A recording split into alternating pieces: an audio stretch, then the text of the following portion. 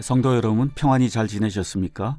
존 파이퍼 목사님에게 물어보세요. 에피소드 7번째 시간 하도록 하겠습니다.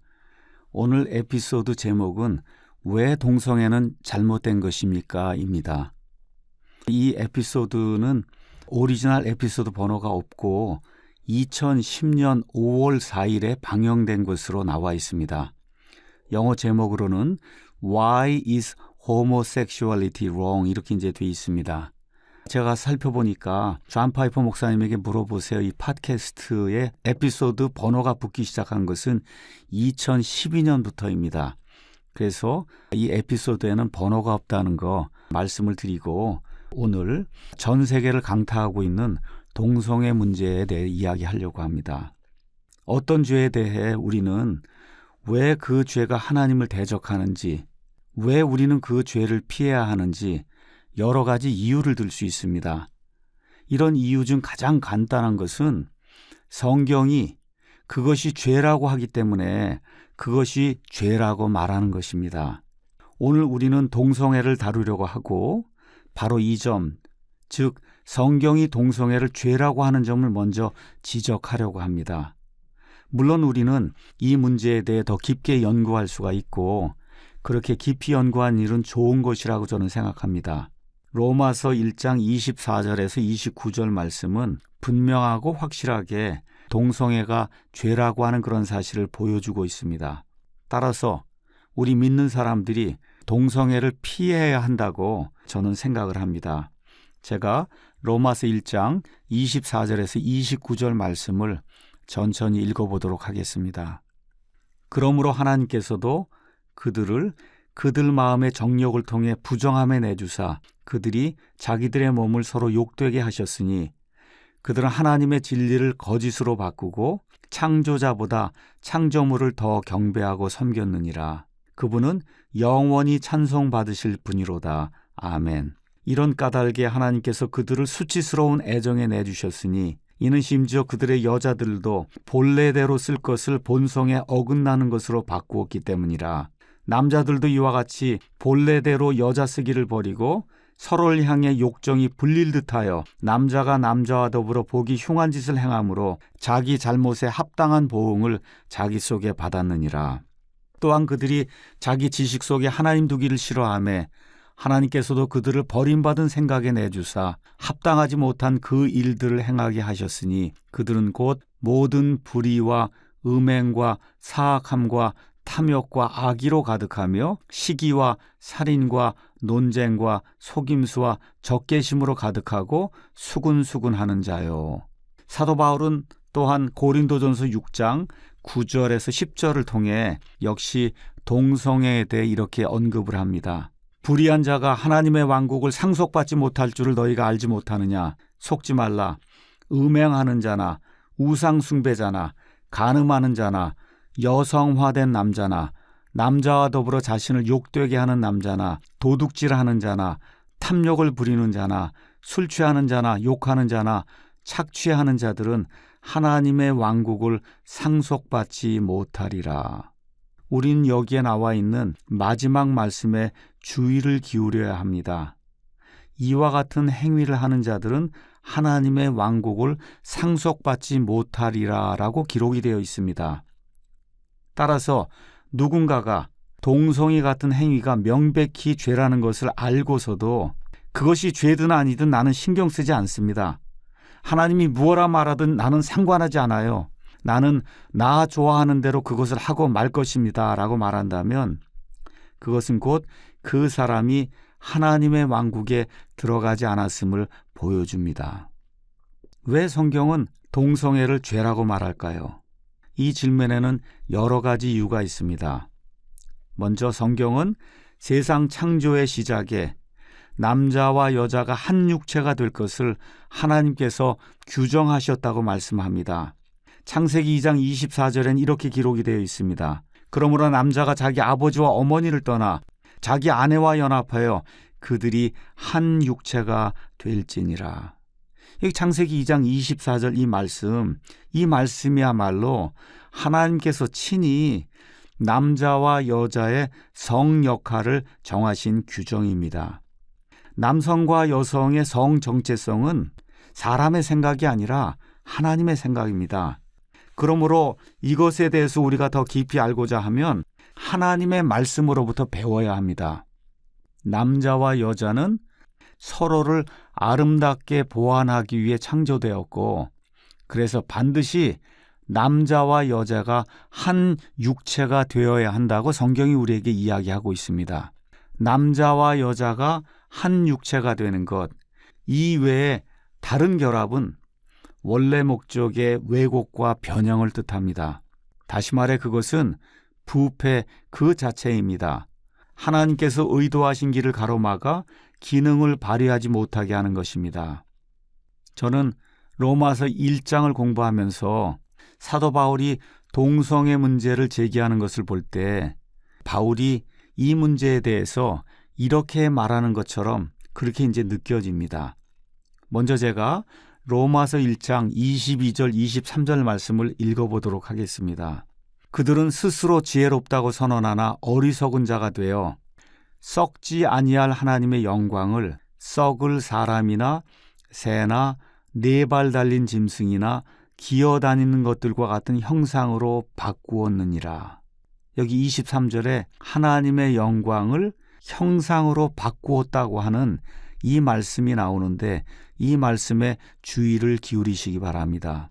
만일 여러분이 우상을 섬기기 위해 하나님의 영광을 형상들로 바꾸면 하나님의 영광 대신 내주고 얻게 되는 것이 무엇인지 아십니까? 그것은 바로 당신 자신입니다. 당신에게 있는 우상은 바로 당신 자신이기 때문입니다. 당신의 성은 무엇입니까? 지금 팟캐스트를 진행하고 있는 저 파이퍼 목사, 저는 남성입니다. 이 팟캐스트를 듣거나 보는 분이 여자라면 당신의 성은 여성입니다. 자, 사람들이 왜 동성애를 할까요?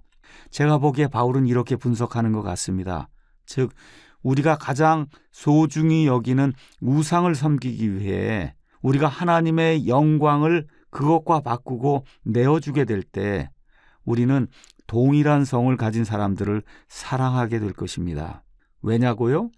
우리가 가장 소중히 여기는 대상이 많은 경우 바로 우리 자신이기 때문입니다. 그러므로 남자가 남자를 보고 아니면 여자가 여자를 보고 섹스를 해야겠다는 충동을 느끼는 것은 곧 우상 숭배의 한 형태입니다. 물론 우상 숭배에는 다른 종류들도 많이 있습니다.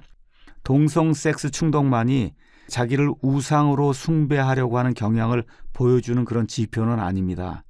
로마서 1장 24절에서 29절을 시간을 내서 자세히 살펴보시기 바랍니다. 제가 먼저 23절만 다시 한번 읽어보도록 하겠습니다. 그들은 썩지 아니할 하나님의 영광을 썩을 사람이나 새나 네 발 달린 짐승이나 기어다니는 것들과 같은 형상으로 바꾸었느니라. 여기 23절에는 창조물을 구하기 위해 하나님의 영광을 바꾸는 것이 나와 있습니다. 하나님의 영광을 형상으로 바꾸었다, 이렇게 기록이 되어 있습니다. 26절을 보도록 하겠습니다. 이런 까닭에 하나님께서 그들을 수치스러운 애정에 내주셨으니 이는 심지어 그들의 여자들도 본래대로 쓸 것을 본성에 어긋나는 것으로 바꾸었기 때문이라. 여기 26절에도 바꾸었다고 하는 그런 말이 나옵니다.